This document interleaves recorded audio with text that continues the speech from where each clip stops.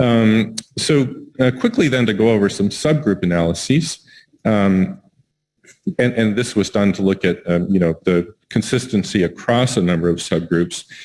This slide, first of all, shows sensitivity analysis for the CDR for those subgroups that were used for the randomization stratification. Those are shown on the left column. And these are forest plots, which show adjusted mean difference in CDR-SB versus placebo with 95% confidence intervals. And if you just scan, down the center of the forest plot here, you can see that all of the values, favor lecanemab.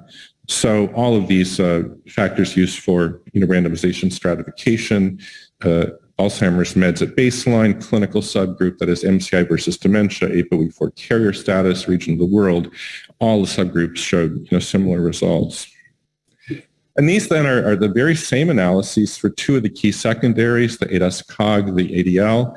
And again, if you just scan down the forest plots, you can see again that all of these favored lecanemab, for both of these key secondaries. The other subgroup analyses we did were for variables, other kinds of variables of interest that weren't used for randomization stratification, but still important to Alzheimer's disease. And without going into all these in details, if you scan down, the forest plots, you can see that nearly all of them favor lecanemab. One exception, ApoE4 homozygotes.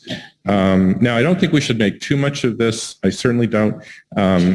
This is, with so many subgroups, we're bound by chance to have some that go the opposite direction. And I think for ApoE4 homozygotes, first of all, it's a small subgroup.